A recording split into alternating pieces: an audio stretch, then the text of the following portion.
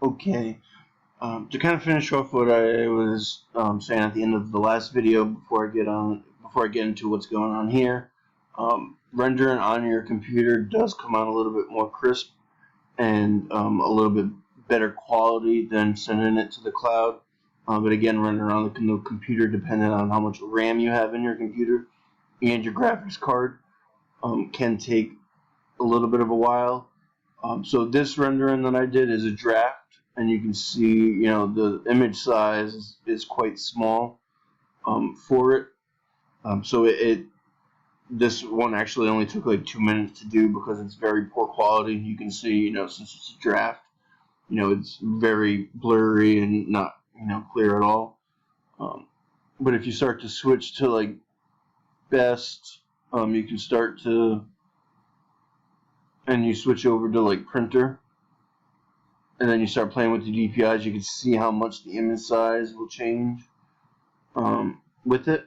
Again, going back to this image, so once you actually render an image, say if you do render it by the computer, you can see, I can still adjust the exposure and everything like that, adjust exposures, and I can do all these things, and you can see how the image is changing here.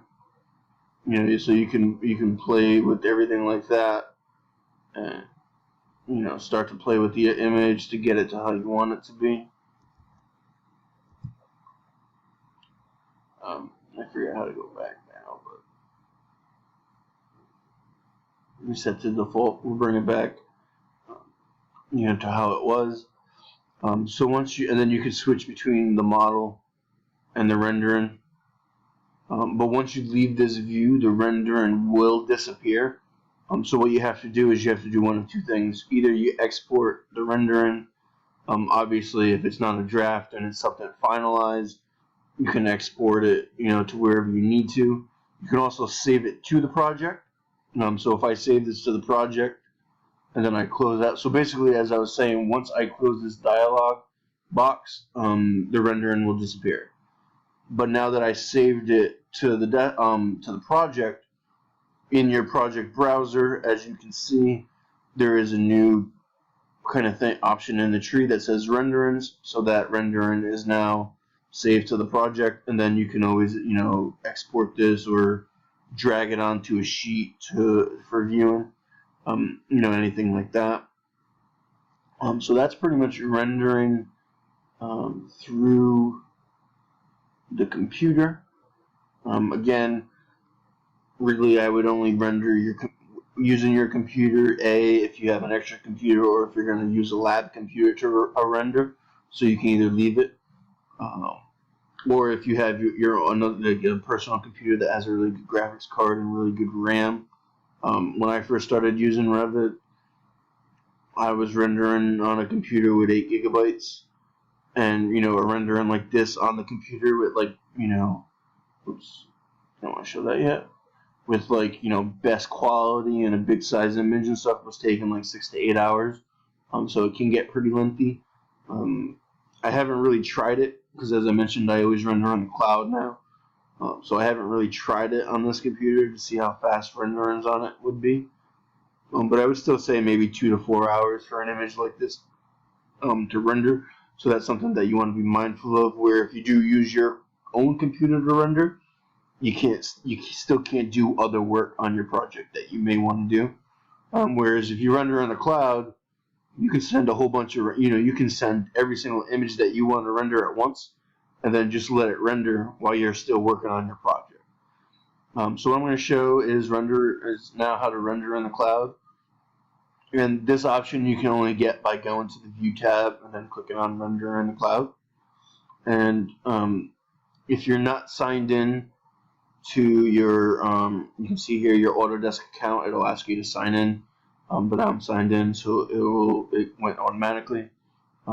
So the 3D view, so whatever view you're in, this is the 3D view that will show up. But you can actually click on the drop-down menu and actually click multiple views if you want to render multiple views at once, so you can send everything at once. Output type, basically for stuff like this, you're probably always going to do a still image. The panoramas, you're probably never, I've never used those yet. I'm not really sure what the instance would be where we would use those.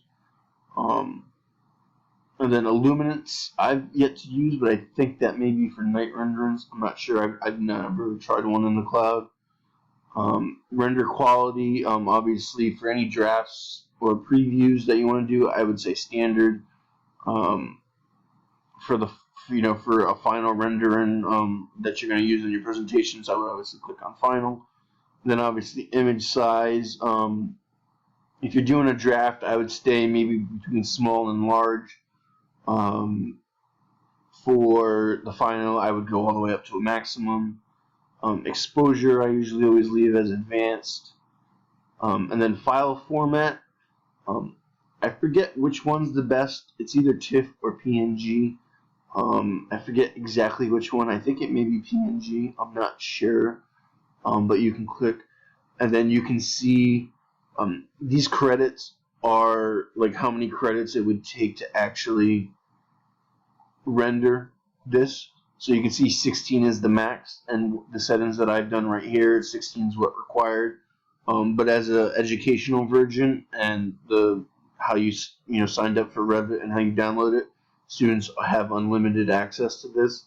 If you were working in a firm or something like that, and you wanted to render on the cloud, they would actually have a subscription to this, and you'd have to pay to actually have credits to render on the cloud. But since we have an educational version, we get unlimited credits. And then you can see here, if I start to switch these settings back to like medium and large. Oh, and actually, before I do that, let me go back to the final for a second. It actually already gives you an estimated wait time of how long the rendering will take. So you can see this one that I set up take about 5 hours to render. In the cloud, and that's in the cloud itself, which they use really good supercomputers to render this. So keep that in mind too when you're trying to gauge if you should render on the cloud or on your own computer. But now if I start to kind of go back to kind of the other stuff, you can see, something like this wouldn't require any credits, and it would be done in 30 minutes, and that's what a standard and medium, image size. So once you kind of have something set, you would just hit start rendering, and it'll go through this thing where it's uploading your rendering to the cloud. That's just images, and then and this is a great thing. So once you hit it's sent, you can just hit continue in background and continue working on your project once it's set. Typically, I believe they still do it. I still believe they send you an email when the rendering's done, notifying you that it's done. But again, you can see here how this little arrow that's going, it means it's still uploading the image to the cloud. So you can always click on that again, and it'll show this little screen that we hit continue. But if you want to see your renderings, you can either log into your Autodesk Cloud account to find them, or if you hit Render Gallery, it'll open it automatically. And that was right below Render in the Cloud on the View tab. You hit Render Gallery, and it'll open up your renderings.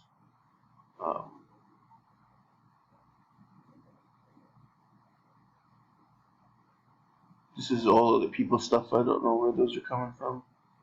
But if you click on My Renderings, it may ask you to sign back in again, just because you're opening it in the Internet tab now.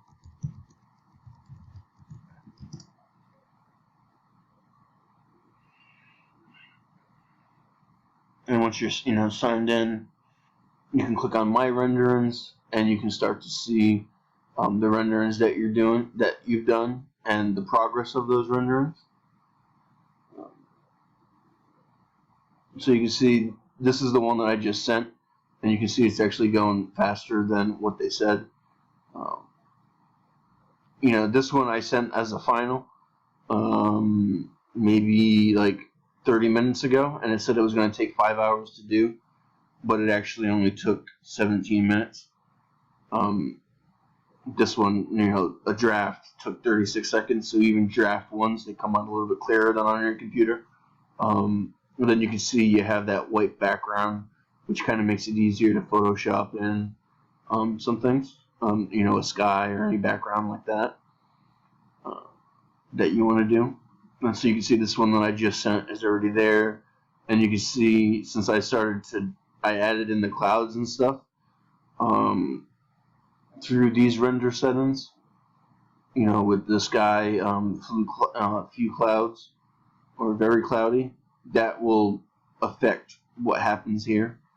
So any settings that you set up here through clicking on render, and you know, if you set up these settings, that's actually what the render in the cloud will use as its settings as well. So always keep that in mind when you want to start to do artificial, if you're going to do artificial lighting and stuff like that. And then for these, if you want these, you can see here on this drop down menu right here, if you click on that, you can re-render it using new settings. So if you did a test, so if you did this, say you did this as a draft, instead of resending it through here, you can actually click on this and do re-render, and then, you know, change it to be a draft, and then you can, you know, adjust everything that you need to if you need to change different ratios or anything like that.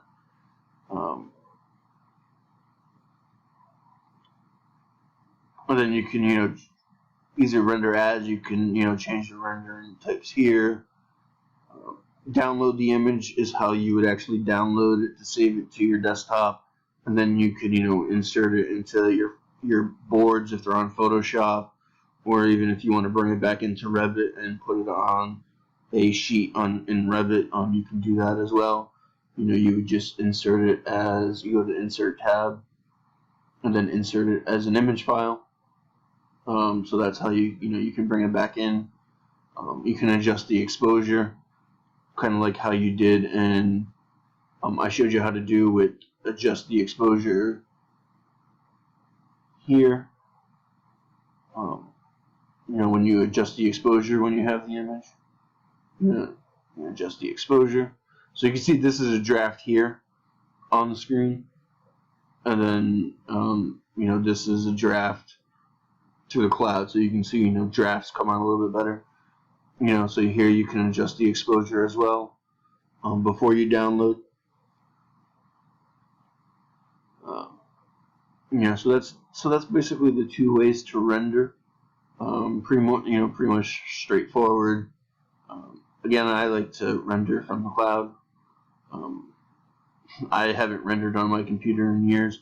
It's always been through the cloud because it's faster, and a lot of stuff you can, you know, kind of manipulate in Photoshop if need be later on. So it kind of, to get it done fast and multiple, so you can still work in the background, I'd probably recommend the cloud. Especially if you have good Photoshop skills and you can touch up stuff in Photoshop. But again, rendering on the computer will come out a little bit better when you know, do a high or a best quality. And the last thing that I do want to mention, if I go to some of the sheets that I have set up, so you can see how I start to use the gradient for elevations, and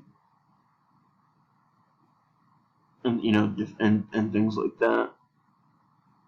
But the one thing that I do want to show, that I'm showing here, is and this is a personal thing, but for my boards, I actually like to start to set them up, you know, using sheets in Revit, and then export these sheets as a PDF, or, you know, print these sheets as a PDF, so I can bring, you know, and open them in Photoshop. But I like to set up the black and whites, so I can I can get the size, and then when I bring in the image that I rendered, I can stretch it to the size that it needs to. Also, having the black and white makes picking things a lot easier in Photoshop. So if the black and white's there in the background, you know, I can use the the magnetic lasso tool, to, you know, just click here to highlight the whole sky, and it'll probably, you know, it'll kind of select everything instead of just having to trace it all out. So that's kind of what I like to do, set it up like this, print it, and then when I put in the image, I can just put the rendered image right on top of this, and then, you know, and then when I flatten the image, it hides this, but you still have that there while you're working with the, you know, the Photoshop board. So that's it for render in this tutorial.